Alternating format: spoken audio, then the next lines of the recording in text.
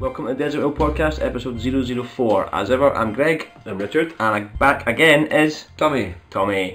On this week's show, we have Reading, Watching, Playing. Our debate this week is the best home consoles ever. We have some art questions to fire at Tommy, and our topic is dream bookings. What would you like to see in the world of movies, comics, or games? Let's crack on. Okay, so Reading, Watching, Playing. It's what we're going to go into now. And this podcast, I think, will start with young Gregovich. Good. A book to talk about. Good. I have. It's average classic. An average classic. What? I put the word classic in it to make it sound better, but it's average at best. Right. It is the Maze Runner series by James Dashner. Right. Okay. I say the series. I read the first one, and I'm halfway through the second one. I watched it. No, I didn't. I read it because. Did you watch the words with your eyes? Yes, I did. That's what you read. Exactly. No, I read it because of the films out at the moment, and I heard quite good things about the film, and I've fallen for the Hunger Games trap of watching the film first before reading the book, and then realising the film wasn't actually what I thought it was going to be like. That was a bit rubbish as well. The first one was rubbish, and the first book was good, so I decided to read the book first, and it's average. It's average. What about it? It's so average. It's kind of like it started off quite interesting. I quite like the concept of it, and it's like a sort of mystery, like why are the people there? Essentially, the concept is like a boy wakes up in a box, and the box is a lift, and then when he comes out of the lift, he's in a village, if you like, of just sort of teenage boys, and that village is surrounded by a big maze, and every night the maze moves and changes. And they essentially have to try and figure out why they're there. And he can't. No one can remember anything, so they've got to try and figure out why they're there and then try and escape. But there's big like monsters and that in the maze, and the concept was quite smart. I quite liked the concept to begin with, and then it got a little bit like, right, okay, I've grasped the concept. Now what? Oh yeah, great. Yet more of the same. Yeah. And I don't know. It just didn't grip me. The ending as well was like, the ending was kind of like an ending that you'd sort of seen before. I thought personally, it didn't really grip me. Just read it, man, if you want. If you really want to read it, but I wouldn't recommend it. I wouldn't recommend it. I'm sold. Do you want to do that, actually? I've not seen the film, but watch the film because it'll be over quicker. To be honest, I've watched the film, and I thought it suited the story better than the book did. I know what you mean about the book. There is a lot of information, and there's more going on, obviously, but as a concept, I think it just works better as a film. Yeah. It's quick pace. You don't really have to be too invested in the characters. No. Stuff happens. There's these some weird stuff happens. Yeah. Well, I mean, that's better than spoilers, isn't it? So. Yeah. No, I don't want to say, because essentially, but I don't really know how much to go. I didn't not like it. It was all right. I kind of got into it and I finished it. It kept my interest enough to get it, and even though I don't sound like I'm loving it, I actually bought the second one as well, and I've been reading that. I think maybe because I'm reading the second one, it's why I don't like the first one as much, because the second one's not that good, and it's just like it's more of the same, but it's almost like the guy's running out of ideas. Is he just stringing it out? Aye, it's like, oh, they're now somewhere else, and the same kind of thing happens, but now it's just... It's not amazing, now they're in a crossword. And you have to get out. Escape from the word search. No, but it's the same. It's essentially the same thing, but he's just kind of ran out of ideas. I think anyway, so far. All right. So when people read the first book and they came to him and said, like, oh, this is great, we're going to have to get a trilogy out of it, essentially what he did was, oh fuck, I've used all my good ideas, shit, oh no, what am I going to do now? And he's just... Well, that's essentially what it feels like, is they've basically said to him, by the way, this has to be a trilogy, and his main reaction was, fuck. Are the characters in the book the same age as the characters in the film? I believe so, yeah. Yeah. I think they're the same characters, essentially. That was like the same age as them, though, because like I've got this thing where like I won't watch Maze Runner because I'm like, oh, that looks like the Hunger Games. Yeah. And that looks like I don't know, any number of kind of films that I've seen that are based on books that have the same kind of demographic of the kind of early 20s, late teeny bopper. It's like the other film, was it Divergent? Divergent. Aye, it's like that as well. It is one of those... In a sci-fi setting. It is one of those stories, man. It does feel like someone got the Hunger Games so successful and thought we need to do something else like that. It is like that. But one thing that did annoy me on the back of that was, because I'd read the book after the film came out, the front cover of the book was the front cover of the film. I know, I really annoyed by that as well. And that annoyed me because I seen whenever I seen the characters in my head, I seen the actors, and like I was actually like, looking up on IMDb and being like, right, that guy's that guy, that guy's that guy. So it kind of like, I just see the wee guy for Game of Thrones that's in the film every time I fucking need to read his What do you mean the name. wee guy? You mean the short person that's in Game of No, Thrones? no, don't mean that. The short person. No, I don't mean that. I wasn't that politically correct. Nah, there's a guy from Game of Thrones that's in the film, and like I see him all the time. But anyway, I'm going to stop talking about it because it's getting too much attention. It was. So what I'm going to do is I'm just going to pass it off to you. Thanks very much, and I'm going to carry on from here. I can't really improve on last time, or I can actually, because last time was a fucking mess for me. So I've actually gone out and I have actually seen a couple of films this time at the cinema, and I haven't been a lazy bastard and just watched Transcendence again, which was shite. Would you want to after your glowing review last time? No. No, never. I've gone out and I've seen Big Hero 6, and I went to see Kingsman as well. So I'll start off in Big Hero 6. Big Hero 6 is like a Disney Animation Studios film, but it's not anything to do with Pixar, but it still manages to maintain the same type of story that Pixar will give to an audience, and it still manages to maintain a story that people can just gravitate towards one character more than another. And like Baymax, who's like a central character in Big Hero 6, was that one for Big Hero 6. So essentially it's like a kid who is a genius with robotics. His brother tries to get him to go to uni to harness his genius.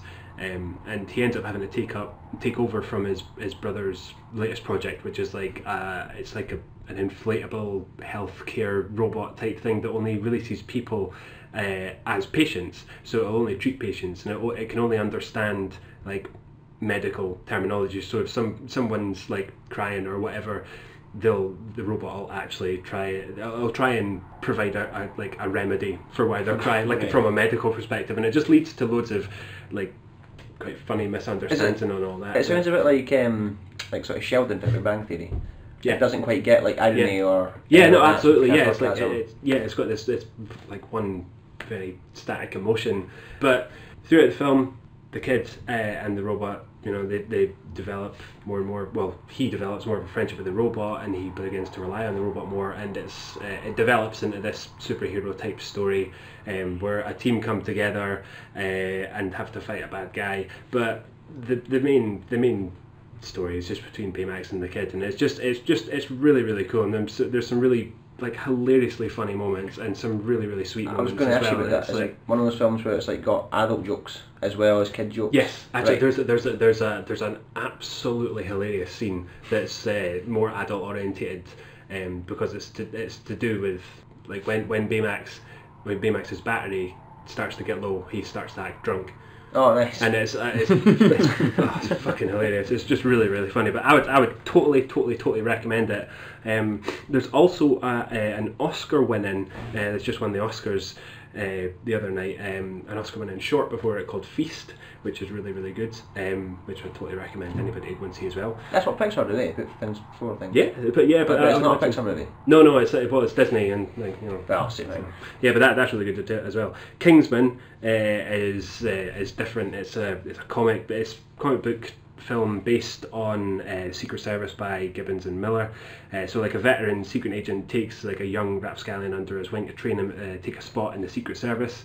It's fun, action packed. There's a good script, some great fight scenes, cool dialogue, and some great ideas. Cool characters, very comic booky. Colin Firth is totally ace, the guy who plays Eggsy in the film, who's like another one of the main characters. Taron Egerton's really, really good. I really enjoyed it, but I did get a little bit sad with one of the ideas in the film, because it's really, really fucking similar to one of the ones that we have for one of our fucking comics. No. Fuck you, Mark Miller! Ah! Not really, honest, no. He's ripped you off. He has, without knowing it again. Yeah, before your idea has been released in any form of actual media, he's stolen it. Well, yeah, he stole it from our head. Yeah. Maybe like enters your dreams like Freddy. Like Inception. Inception. I would imagine that's exactly what happens. I think if Mark Miller could do that, I don't think he'd come anywhere near me, like dream-wise. I think I'd be like quite low down on his list. Or anyone's list. Can confirm.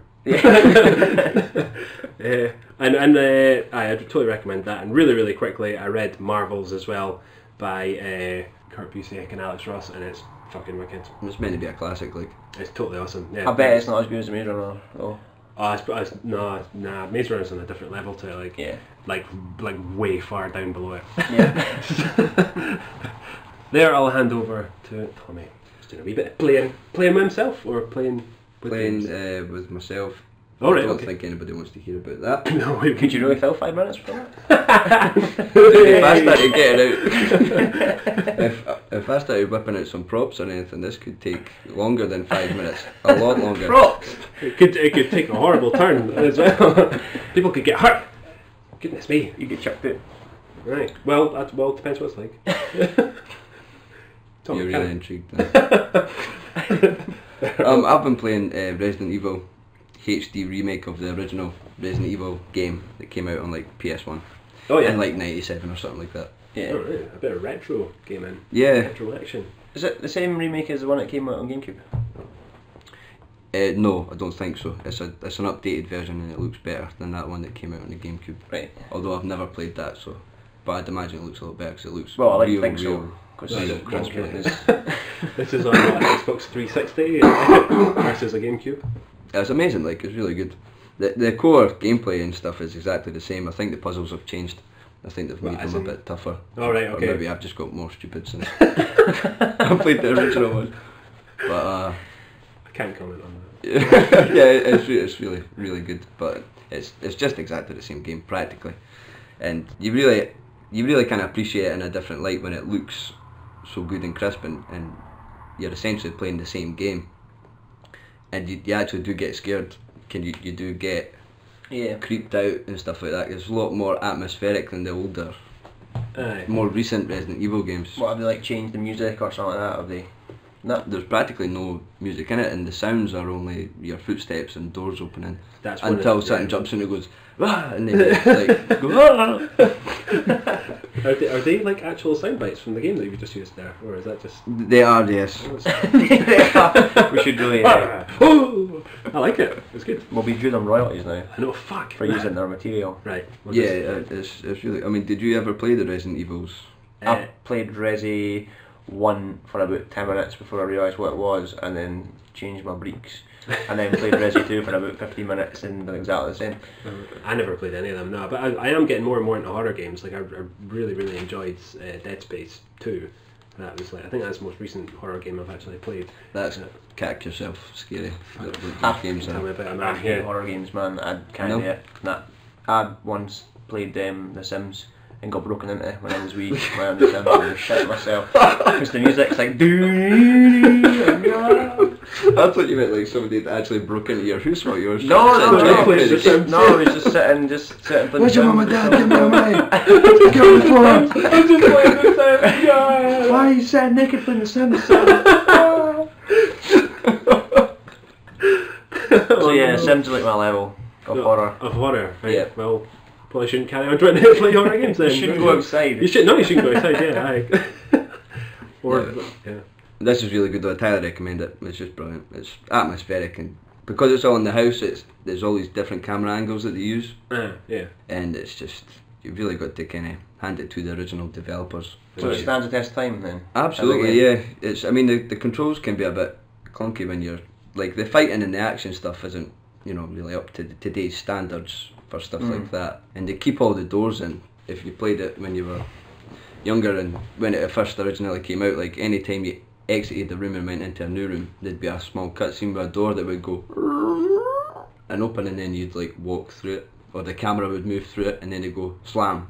Slam back of you. But it happened every time you went into a new room or an old room. Every time you changed to a different room, it's so annoying. You'd think if you were going through a mansion with zombies in it, you wouldn't slam doors, eh? Aye, I know. Slam! Oh fuck. At least carry a can of oil with you so you could just oil the hinges. But your before you first go. weapon's WD-40. We need to get That's these it, zombies. isn't it? Yeah. Wait, there's some DIY. This place is in some serious need of some DIY. First of all, before we do anything. Someone phone changing rooms. I get sacked the zombies. We've got to give this place a makeover.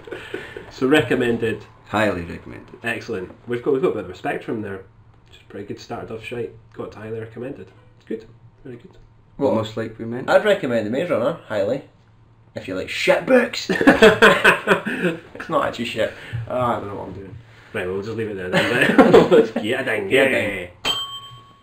Okay, you join us now for the debate. The debate, except this week, this podcast is taking a little bit of a turn. We're having a tri-debate. 3 of us. Are we three-way dance? A threesome? No, yeah, no. Well, yeah? No. Anyway, yeah. Okay, cool. We're all comfortable with each other here. We're all men here. We're all men here. Well, which is makes it odd. It doesn't make it odd at all, no. Anyway, let's move on.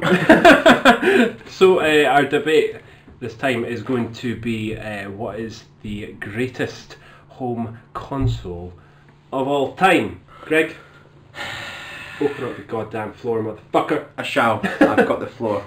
Settle down and lock up your daughters. Because here I come. So non-threatening. I have went for... Now, hold this. I was going to go for another one, but I decided to go for the Xbox 360. Oh. No, don't do it. Sorry. Don't worry I about didn't, it. that was just all, that was all in your head. That was... Aye, okay. The reason... Do you want to know the reasons about the 360? No. Right, good. I'll tell you anyway. Basically, I've enjoyed games for as long as I can remember. However, the 360 is the first console that I ever got to experience games as a grown-up and actually appreciate storyline, graphics, gameplay, and it's the console that I can remember completing the most amount of games on. Because when I was wee, I would just play anything. If it was pish, I'd play it. Just play absolutely anything. Also, I'm just going to read you a little list here of some games that came out for the 360. Please do. I will. Borderlands franchise, Fallout, Skyrim, Gears of War, the Arkham series, Walking Dead, GTA 5, the Halos, the Red Dead games, and Mass Effect. They are all quality games. You can't really argue with that, to be honest with you. Like, You it's can't, ironic no. for the debate. He's got to put the Arkham games down. I'm like, right, okay, fine. Sold. That's it. That's exactly it. I couldn't think of another one. I just thought, oh, Batman games, eh? I'll win this. Although I could counter that and say that those aren't strictly Xbox 360. Of course. franchise. No, Exactly. no, that's fair enough. That's fair enough. For the sake of the debate, although wholeheartedly agree with what you're You should saying. try to hold Tommy. Just totally pissed on my argument.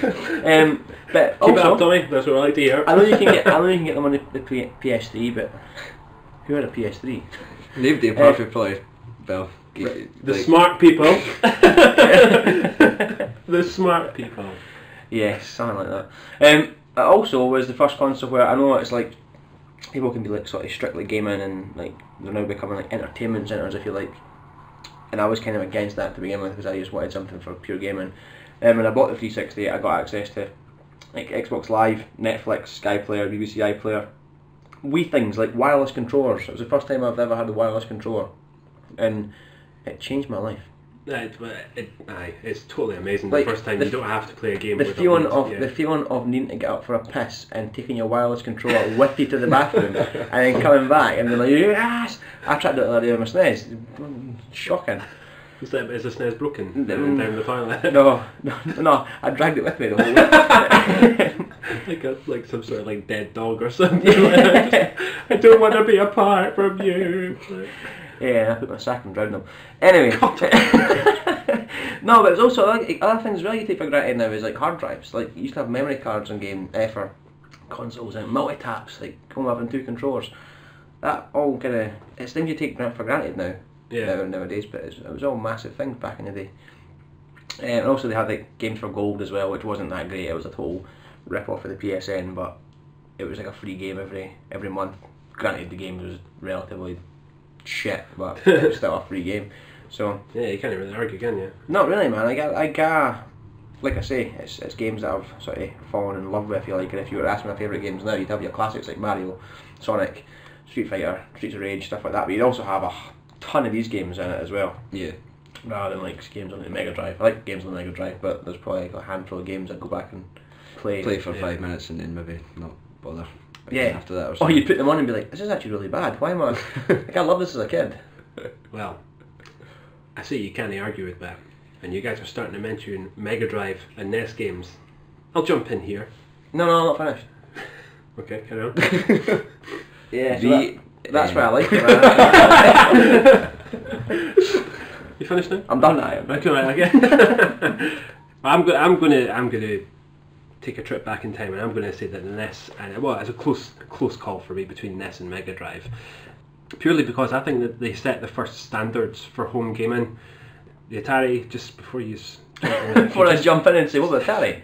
Shut up. I don't have one, so it's not irrelevant. It's not relevant to my argument. So, I thought that they were. I grew up with them. They were the first things that I had when I was a kid, and they introduced me to gaming. So, for me, it's a matter of looking back at them like totally fondly and remembering what gaming was like then and what it's like now. But I still really enjoyed. I still really enjoyed the games from then now. Like you had this stuff like your Marios, your Sonics, your Earthworm Jim, Metroid. Earthworm Jim is such a good game. Battletoads, Double Dragons. So you can get Earthworm Jim on the 360 as well. I went back and played on 360. Oh, you can get it on the PS3 as well. No, but then PS3. So just yeah, but nobody had that. Yeah, I know, no one had that. I did. The PS3. Oh. Yeah, okay. So there you go. It says a lot that he's actually arguing for NES and Mega Drive as his favourite console rather than the PS3. I know, but I wouldn't have ever known about it if I'd never had it for the Mega Drive. So, suck on that. I shall. They set a standard for gaming. It was like it's one of the first opportunities that anybody would have had to take home real arcadey games and really have a chance to escape and not have to stand behind lines of people that try and play them in an arcade while other people were putting money down saying I'm on next or whatever they sounded like wherever they were from. I assume that's what they all sounded like no matter where they were in the world. Anybody who's been any part of the past sounds like that. Yeah, exactly. Like in New York, quarter down. I'm on next. I had a drink. Yeah. That was a weird accent. It was a little bit.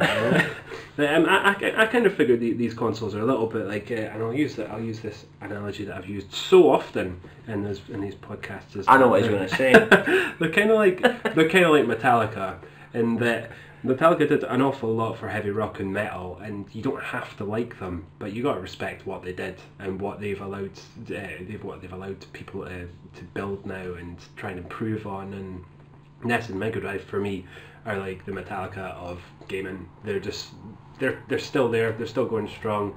Well, the games are. I mean, some might argue they're overrated. Some games are certainly overrated. Some games are fucking shocking, but other games are totally amazing, stood the test of time, and still are really long-running popular franchises like the ones I've mentioned earlier. And a lot of people back in the day would have played these games and thought to themselves, with technology improving and doing this that, and the other thing, oh, how can I improve this? How can I make this aspect of this game better? How can I build on that? How can I do this? And this is where these games come from now. This is definitely. It's the building blocks, everything, isn't it? They were the seeds. The that seeds. Spawned modern gaming. Yes. And that's where I'm going to finish. Oh God. All over both of you. Right, Tommy, go and save this. PlayStation 1. Right, That's okay. it. Tommy wins. That's it. No, I can't really argue with that. Actually. I love the PlayStation 1. Yeah. Should we get a dinger? No, not yet. Should I just Why? make some kind of argument just for... Well, it's For kind of posterity's sake on this podcast. also yeah, parts of absolutely. debate, yeah. Yeah, to add to the debate, it'd be nice actually. Yeah. If you could.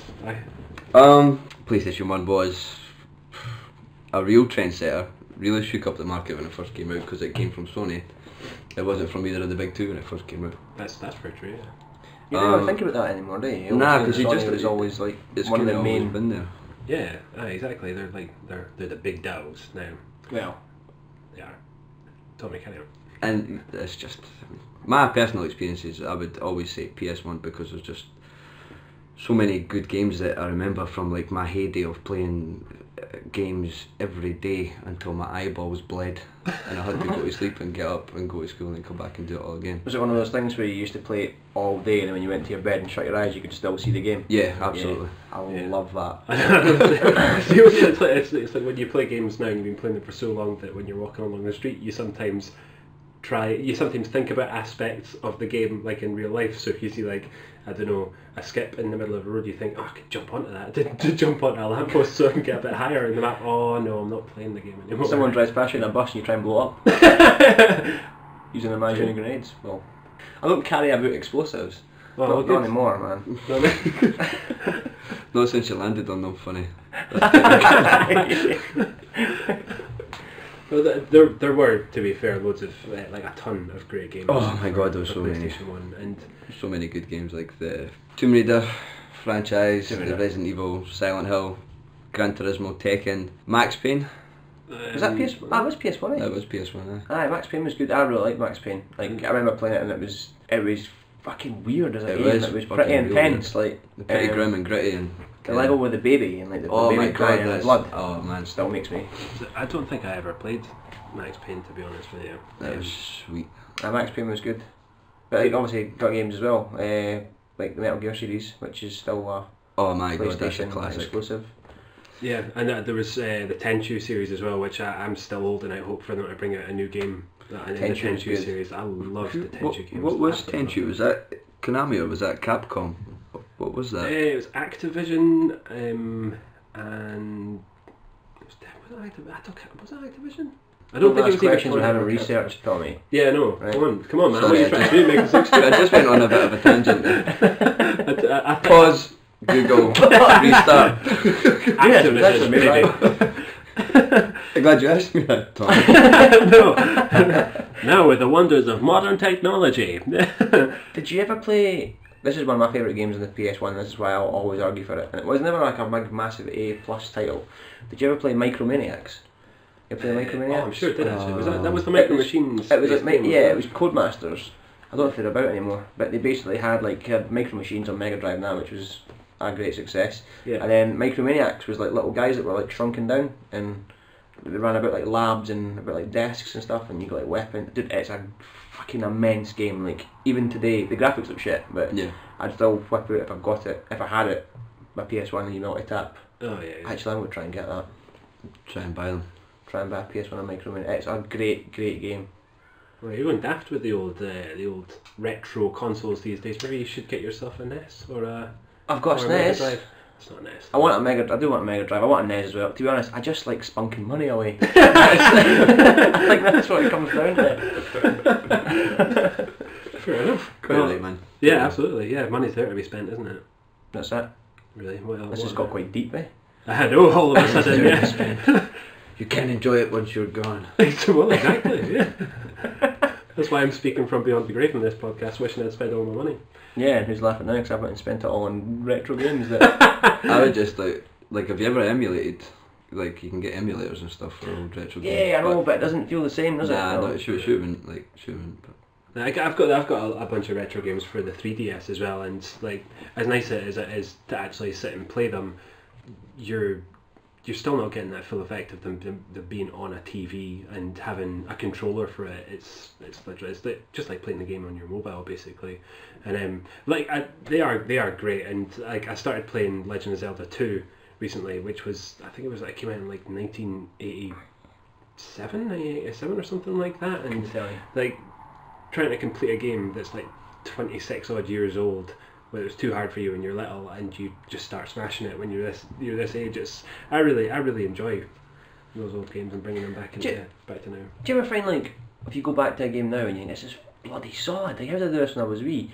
I think it's maybe because when you were wee, you would do a level, you'd die, you do another, try again, you die, try again, you die, try again, you die. Nowadays, if I die like 3 or 4 times, I'm like, fuck this! I'm fucking done with it! I'm done! This is shit! this not game's rubbish. Aye, it's not that I'm bad at it, it's this game is shit! The game's shit. It's not me. I reckon it's that people are getting less patient with games now. I mean, I was the other way. Like I think it bred like a certain sense of determination in kids, and where you would get those levels that you just couldn't fucking do, no matter how hard you tried. And kids now, they don't know how difficult it was when you only had like one life and you had to complete a game on one life. And you got stuff killed like if you touched a baddie or got shot once. Exactly. A lot of the time, like it was like you made one misstep and you were gone. Like In saying that, I hate it when I'm playing anything online like FIFA or anything like that, and I come up against somebody whose name's maybe like Jimmy Davidson. That's a bad example. But like say it was like sorry, Jimmy Davidson. Say it was like Destroyer 97. I thought this guy's a kid. He's going to absolute pump me. Because whenever you come up against somebody young on like say games like FIFA, man, I just get absolutely smashed. They're all amazing at it. They must never go outside. They're living my dream. This conversation has got really deep, hasn't it? Like, So, kids these days, money. Fucking kids. Not to alienate any young listeners who like to play games a lot, and I've got funny Absolutely. online names. No, fuck them. So we're welcome to challenges, kids. Yeah. Fucking bring it on. I'd give you my gamer tag, but I don't know if I get smashed anymore. So PS1. I'll go with PS1. I'll go with PS1 as well. I mean, it really is the modern sort of game changer, really, to put a pun on it. So to be fair, Tommy, you've won. What do you have to say for yourself? I'd like to thank the PlayStation 1 for being so amazing. Well, good. And selecting it first, and that's probably the reason why I won that debate. I was going to get the PS1 as well. Right, we'll give this one a ding. The most civil debate ever. Cool. Right, so we've got Tommy back with us again now, obviously, and we've actually had we had one of our mates who was listening to the podcast, who's quite interested in art. He basically wants to get into art himself, so we're going to do another little art session, and Tommy is going to give us some answers to some questions. No, he's taking a sharp inhalation of breath, and he's ready to go. Basically, what it is, how would you start going to be an artist if you've got the talent but you don't know where to start? What are your tools? What are your methods? What do you do, man? Well, one thing I would say to anybody who is looking to getting into drawing and stuff like that and doing a comic is, I remember what it was like when I started thinking about it. I mean, when I first started getting back into drawing again, all I had was a sketch pad and 4 pencils and a rubber. It was one pencil set and a rubber. Is that all you need? That's what I got from W.H. Smith or something like that. Oh, right. And that's how I started drawing again. When I started doing the comic, I've amassed, I've got so much stuff that I do not use on a regular basis. I've got so much equipment or tools or whatever that I really don't need. Oh, and the only things I need for actually penciling it are three pencils. I just need 3 pencils and a rubber. I take it the pencils are I take it the pencils are are they different heaviness, or they are alright, okay, so they super light one, like a 2H or so, a 4H or something, and a H or a HB, and a mechanical pencil. HP as in the sauce. As in obviously the sauce. Yes. Why did you interrupt me? That's such an obvious question. Sorry, man. hang your fucking head. That's literally all I've got, man. But that would be useful to people. Well, it would have been useful to me if someone had said to me, look, you don't need the whole pencil spectrum. You don't have to go out and buy £200 worth of pencils and fucking £300 worth of. You don't need the best paper. You don't need the best this. You don't need all this stuff that you think. Oh, I want to be an artist, so I need to buy all this material. But you really don't. This may surprise you, but when I moved into my first flat, I bought loads of books, and it was basically how to draw, all comics and whatever, and blah blah. And I bought 3 or 4 of them. I bought a pencil set. I bought a pat. I brought all this stuff. Man, I spent maybe £50 on drawing stuff. I can't draw, so that was my main drawback. Drawback. But that's what I've done. I basically kind of thought, if I buy everything, then it'll just happen. Yeah. Whereas I'm assuming you could a pencil, a pad, and then away you go. Yeah, I've got whole sets of pencils. I use 3 out of them, and when it gets too low, I just have to go and buy a new pencil set and take the same pencil that I've just used. You not just buy them separate? I think you probably can actually. I've got 3 packs. I get them for Christmas. So I'm currently working on 3 packs.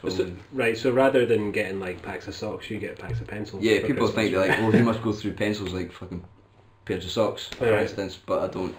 Alright, so you've got tons of pencils, right, okay. So if anyone wants to send any pencils in, just email us, DM us, whatever. But it's the thing people kind of think is what I thought was I need to know. I need to know what other people use who are good artists. because there's so much available in all these different brands and price ranges. Surely it's your own opinion, like, isn't it? The way you work. It is, I mean, that's basically what it turns out to be. But when you're aspiring, you're like, oh, what do I want to do? What do I get? What's the best? And then I'll be the best, because that's what the best people use, stuff like that. So you want to emulate all the artists that you look up to and everything. I suppose it's as if you would, I don't know, if you were playing guitar or something like that, you would look up to the guys that you thought were the best out there, and you'd want to know how they do what they do and what they do to practice and what equipment they use and blah blah blah blah. So with reference to practicing then, like how do you go about practicing? Do you doodle? Do you sketch? Do you test out shading? What do you do for that? I'm basically always doing something. Like I'm always doodling at work or wherever, or any time that I'm not actually sitting down to properly do a drawing. So if anyone listening from Tommy's work has just heard him saying he's always doodling work, that's while he's on the phone or something. So just he does fuck all. Doodle, man. Aye, so I mean, have you got a particular style that you like to doodle when you're just practicing?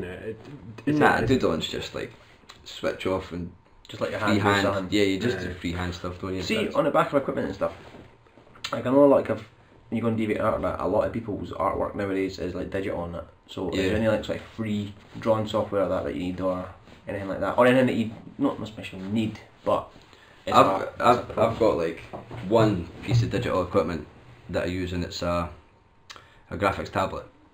And it's the basic budget starter graphics tablet. It comes with like I bought one of them as well. Software.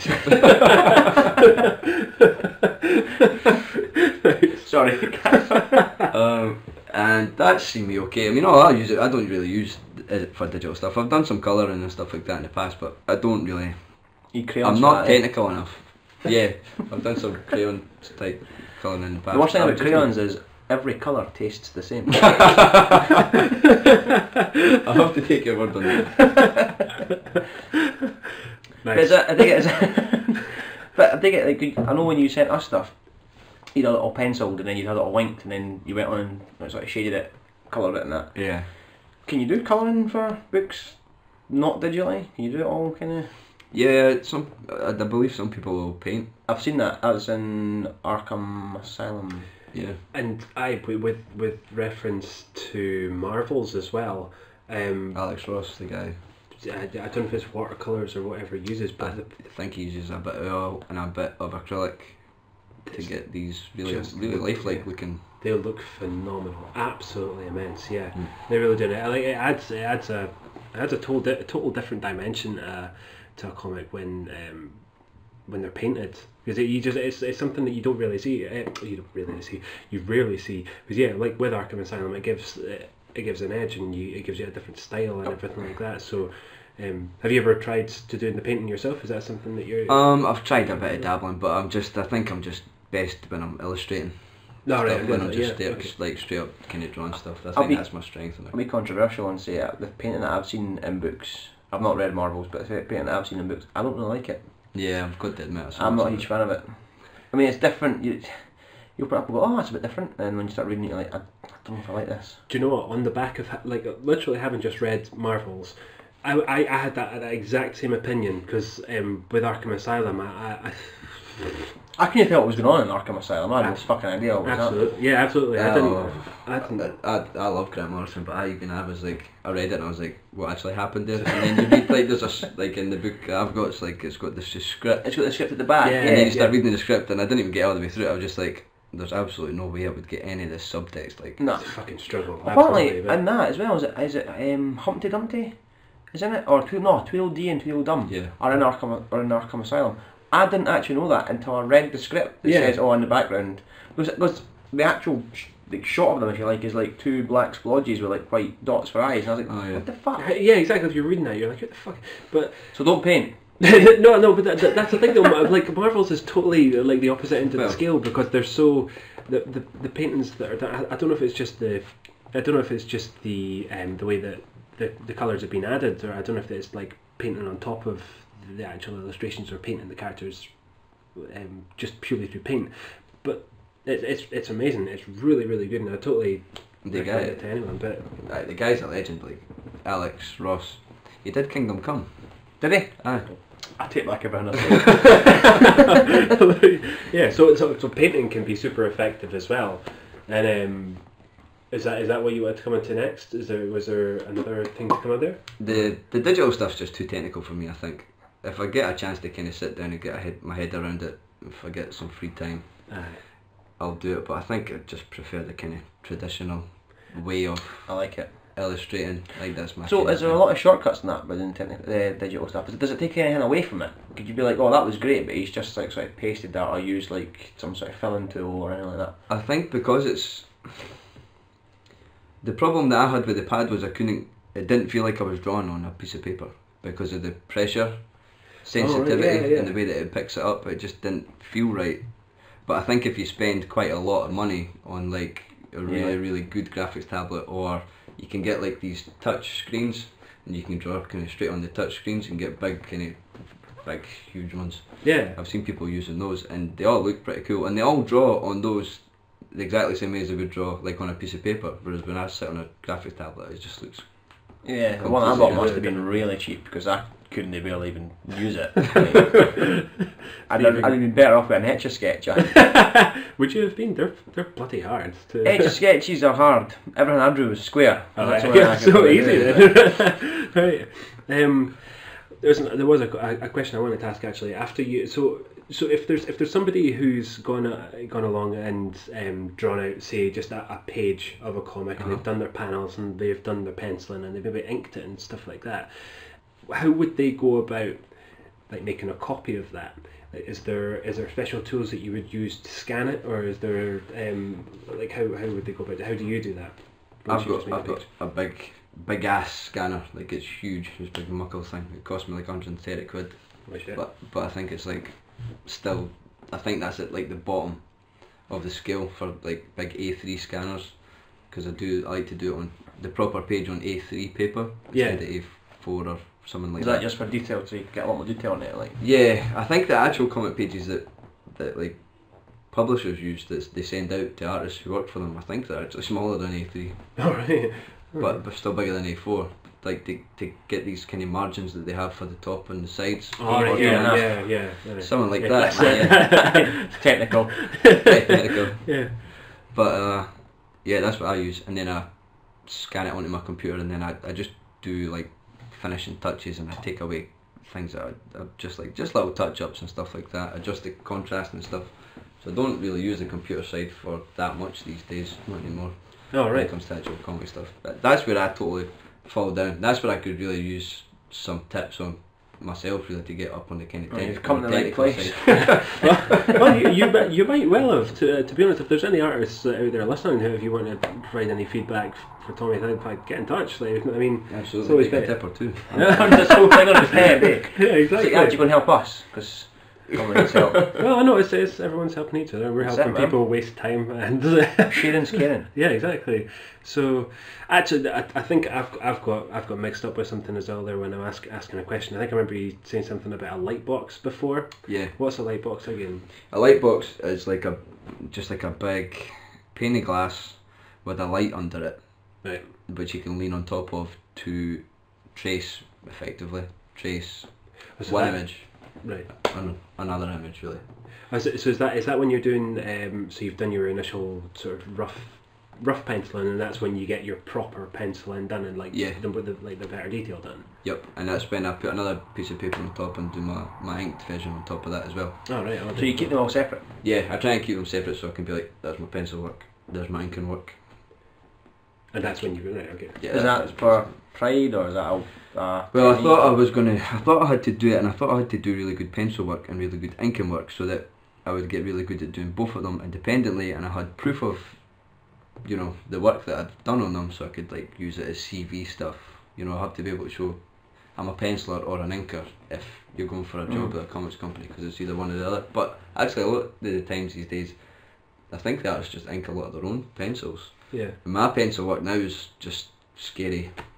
It just looks rubbish because I'm just getting basically what I need to do the actual ink piece. I don't need it to be completely exactly the same as how I'm going to ink it, because I can make it up the rest in my head now. So It's a lot quicker now than it used to be. Oh, There you go. Right. I think that's quite a lot of info to take on board. Is there any? Do you have like we have our own like comic Bible for our ideas and what we like to just use as guidelines for us doing comics. Do you have anything like that yourself? Do you have like any rules that you set yourself that you like to stick to, even if it's just for amount of time you want to practice, anything like that? The only thing that I'm kind of, I think it's the time. It's really the time. The time is really the thing that you need to produce work consistently, good work. And I can't kind of sit down for half an hour now. I used to be able to do this kind of stuff all the time. I used to do like half an hour or a couple hours at night during the week, but I've just really not got the time now. My schedule doesn't allow for it. So what I tend to do is do big chunks of time. So it'll be like a whole Saturday or a whole Sunday. Yeah. Or if I get time off, I'll be like, 3 days at a time or something like that. But it's just really a challenge to get that time these days. But if I don't get that time within like 2 weeks, if not getting anything done, I'll get like really ratty, really narky, because I just feel like it's just in the back of my head. I'm like, I need to get this stuff done. I need to draw, goddammit. It sounds a bit like an addiction, to be honest with you. Yeah, Pretty good much addiction. is, man. It pretty much is. What you should do is you just carry like a Sharpie around with you, so if you've not had, if you've not been able to draw anything for 2 weeks, just go to like a public toilet and draw on the walls. Yeah, that's Just draw a bus stop. Yeah, there you go. And this has been well, I hope this has been a pretty informative chat for everybody. I mean, if anybody does have any feedback, if anybody wants to comment, wants to answer more questions, please get in touch with us, and we'll revisit a section like this another time. Yeah, cool. But for now, then I feel like I can draw now. Yeah, me too. Yeah. You should open those books again. I should. I'll use this one and think for now. Dream, dream, dream, dream, dream, dream, dream, dream, dream, dream, dream, dream. It's the Dream Booking podcast. Again. Okay. Anyway, so this is the dream booking part of our podcast, and what we're going to do is a new section where each just going to talk about what we'd love to see from books, comics, games, TV, and possibly movies. Does anybody want to jump in first? Who wants to go in? Nah. Cool, I'll go first then. What are we doing? What are we doing? I should probably explain that again, actually. People are probably still on the back foot from us fucking singing shite. Right, so basically it's just us. We're just gonna just talk about what we'd like to see from comics, books, games, films. And I'll set it up first. I'm a big fan of comic book crossovers. Always have been, and therefore I'd like to see some titans of the comic book world come together. So I would like to see Batman, Iron Man, and Roy of the Rovers all sharing a comic together, and it's a classic, instant classic. Yeah. Basically, It covers all audiences. it does. Covers quite a wide array of audiences these days. So what's going to happen is Roy of the Rovers is going to buy a football team in Gotham, and he's going to install Bruce Wayne as the manager, because Bruce Wayne needs to study soccer to take down a soccer-based thug ring in Gotham. So it could be Sportsmaster. That would work. Right, and There you go. Tony Stark's going to come in and as part of the crossover and buy another football team in Gotham, and he's going to use that as his plaything. And essentially, both teams are going to be in the same competition. Well, they're both The Gotham Cup. They're going to get to the final of the Gotham Cup, and it's going to come down to Batman and Iron Man having to take penalties to see who wins the cup. So wait, Roy the Rovers doesn't really do very much in this, does he? It's just two football teams that've got Batman and Iron Man in it. He lends the football nature to the comic. Okay. Because then it's slightly believable. He brings the Rovers. He does. But he's bought a team in Gotham. He has. So as soon as he does that, he just he goes away. He buys a team, not Batman. No, he buys a team and he puts Bruce Wayne in. It's like, come on, follow. Sorry, I want this to be watertight. That's all. That's It all. already is. If this part here isn't 100%, nobody will take it seriously. I know. That's it. And the ending. What do you mean? Who wins the Gotham Cup? Like the ending of it? Yes. Because, well, the ending of it, no one wins because the Joker and the Mandarin both come in and blow up the stadium, and everyone dies. Okay. Oh, that's cheery. So a sequel, yeah? Natural sequel. Natural. Yeah. So yeah. Who's next? I don't know how you follow that. Very fucking quickly, isn't it? Okay, I was having a thought. It's on the same sort of lines. It's a bit nonsense. It involves Batman again. It's a common theme. Batman, Superman. They both what? Mine's involves Batman as well.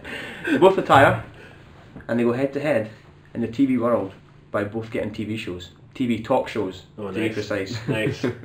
Batman is gritty and determined, and everyone shouts like Brucey, Brucey, Brucey. He's like Jerry Springer, and like Superman is like Oprah Winfrey. He's the sweetie wife. Everyone loves him. All his shows and his topics and that are actually really boring, but they have like fat women and floods of tears because they love that shit. So like Batman's would be like, like have like women on the show and he'd be like, Jane, you haven't seen your son in 15 years. Guess what? And she's like, oh, you found him.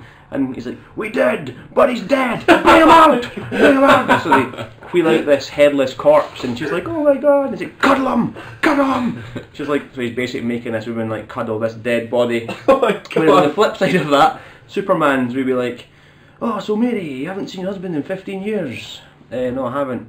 It's like, well, we couldn't find him, but we found your son. She's like, but I love my son. He's like, doesn't matter. Yes. Bring it, making dreams reality. Bring him out. And everyone will clap. And Everyone would clap in, the titles would be rolling, he would turn to the camera and he'd be like, until next time folks, have a super day. Ting. Hey. Man, we glimmer the teeth. Oh yeah. And you would leave the whole point of the show unresolved. Exactly. But what happens is, ratings, like everyone's loving these two shows, they can't have two talk shows. They need to have a death match. So they bring Flash in to have a debate, like a referendum if you like, where Batman and Superman go head to head. Like a ratings war. Or A ratings war. But what happens is the Flash is just fucking getting at big licks. And there's like everything he's saying, he's whipping out all these puns, and folk love puns. We've got a pun buzzer and that, so he's like, oh, we'll be back after these quick commercials. Everyone's like, oh, pun! And it turns out this Flash is actually a better host than the two of them, so they both get fired. That's it. Eh? And then the Flash takes over and he has his own monopoly on it. Yeah. Chat shows. And then Batman then goes and gets involved in the football team with Roy sequel. There you go. Sequel. Monkey first.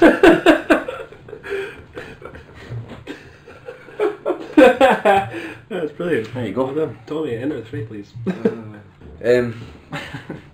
Well, I was going to say a Batman thing as well, but Well, keep going, man. Yeah, everybody loves Batman. you ever read these Elseworld tales from Elseworlds that involve Batman being a vampire? No. No. No. No. They're really cool. He goes up against Dracula, and like there's a trilogy of these books, they're like 100 pages long. He goes up against Dracula in the first one, and then like he basically becomes a vampire during the course of this first one, and then in the second one he's Dracula's not around anymore, but there's still vampires, and it's him trying to like deal with the curse of being a vampire and resisting the urge to drink blood and be a creature of the night and stuff like that. Alright. And then in the there's third one he three. goes, yeah, there's 3. The third one is like full on fucking monster, fucking badass. I think I was going to say vampire. batshit crazy. I was like, oh, He's guano. get that puddle on Not it. guano. No, he goes full on vamp in the third one. Oh, nice. Yeah, it's actually really, really cool. So what, you want it to be a movie or something? Or? Yeah, maybe they could do it in a movie, no bother. They could do it in a 2-hour slot quite easily. Man, sweet. I'd love to see that actually. That'd be a nice. Batman against Dracula. It's just a really cool.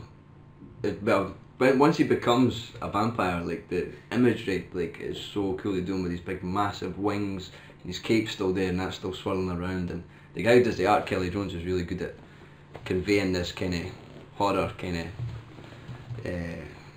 this horror style that he's got. Is just really, really fitting, and he just does a really, really iconic vampire Batman. I mean, it sounds a bit kind of corny, but it's actually really cool. Nah, I'm actually quite smart though, because some of the Batman stuff looks quite eerie anyway. Yeah, no, so if you add that element in, that'd be pretty fucking cool. Could be like a horror movie.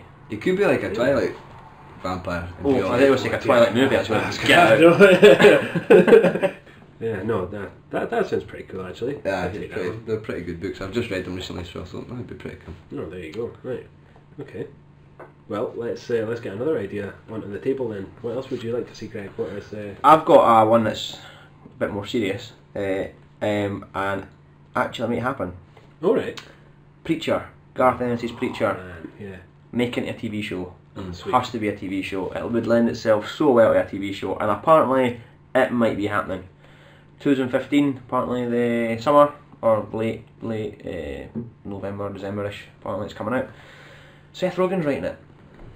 Yeah. So okay. I don't know how I feel about that, but from what I've heard, and I mean, I think it's been one of these projects that has been sort of started and failed, and then started and then failed, and it's been like a film, and then that failed. I have heard rumours about it for years. Yeah, I'm pretty Years sure and Garth years. Ennis even wrote a script for it, and Kevin Smith was going to direct it, and that all failed. And it's one of these things that just seems like doomed. It's like that, and Why the Last Man as well. Apparently, that's been going to get a film, a TV show for. Yeah, I've heard that's like that actually definitely is, but I think it was a TV show over. Yeah, a a movie. TV show would work better, I think, for Absolutely. both Why the Last Man and Preacher. Yeah. But for Preacher, what it was a 66 issue comic series, I think, with little spin-offs in that as well. Yeah. Yeah, apparently so. Yeah, but they were saying as well that AMC have picked it up, so that can only be good It'll be news. a good for thing it, actually. really. Yeah, like considering the amount of money they'll be making off The Walking Dead just now, they'll be able to plough that into something else. Well, you'd like to think that, I mean, Walking Dead's been one of those shows that's been up and down, and it's been like absolutely rife with problems behind the scenes. So I kind of hope that it would have a bit more structure with this, and actually think, right, okay, let's just get it done. Do you know what I mean? Rather than piss about. Yeah. But I would love to see it. I think it would be absolutely great, and Absolutely. because the characters are so interesting, and they could, if they cast it right and wrote it right, then yeah, it could be great. So Okay, right. love to see it. Would you Absolutely. I agree. Yeah, me too. Like if you're gonna like casting a people, like I mean Jesse Custer, I don't know who I would get to play him, but certainly for Cassidy, I wanted Colin Farrell yeah, I think he'd suit it. just because he's Irish and can drink. I think it'd be pretty cool for that. I Yeah. should be a casting agent. Can you drink? Are you Irish? You Irish. That's You're it. the Irish drinking guy. Doesn't even get a name or that. He's just an Irish drinking man. Yeah, so we're screening for for the main characters. He's from Texas and he drinks a lot. Where are you from? Texas. Can you drink a lot? Yeah. Drunk red now. You are female though, so that's a bit of a problem. It's alright. Yeah, Surgery on the Preacher. table. We're done. So, That's pretty what about yourself, anything? I have one as well actually.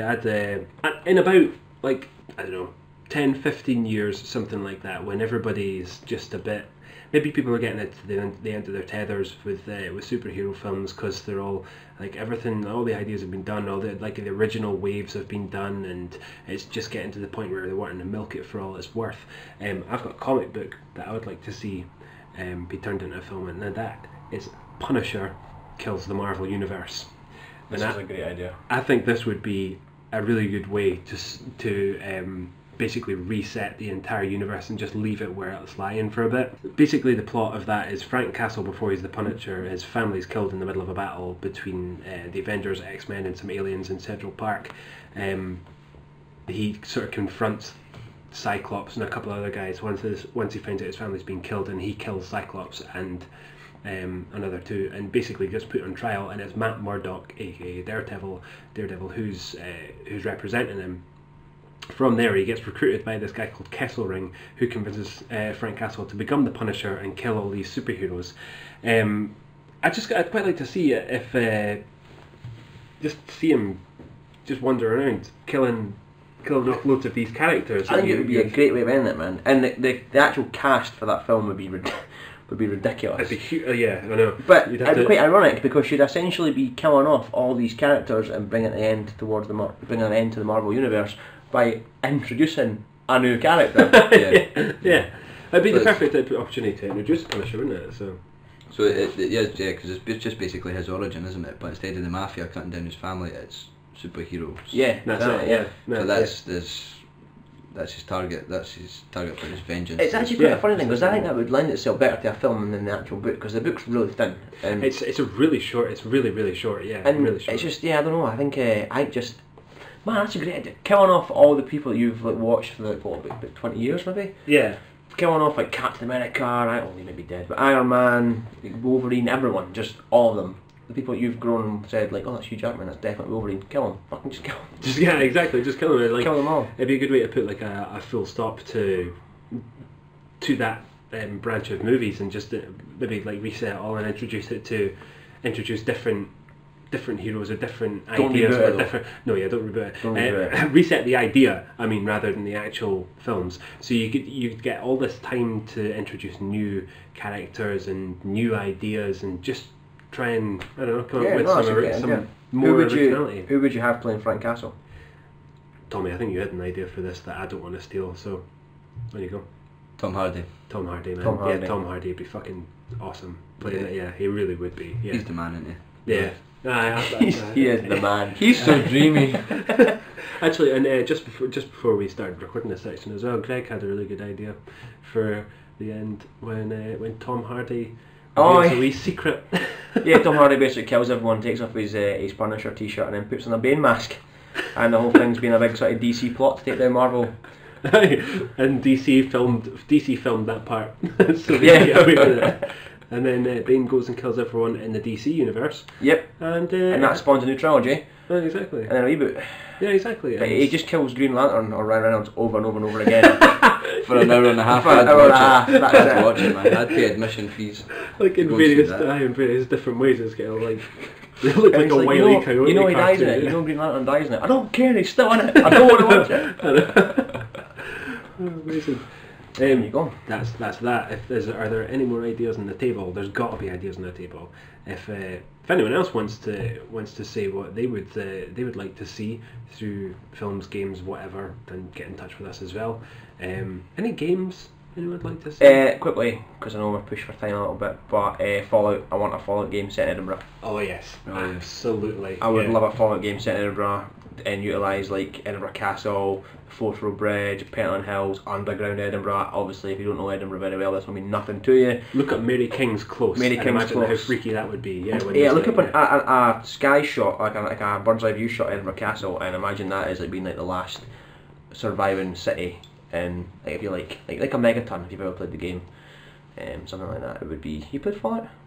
I've played like the first half an hour of Fallout 3, so no. You discuss. I'm a bit on the same level with you, but man, I fucking love it. I absolutely love it.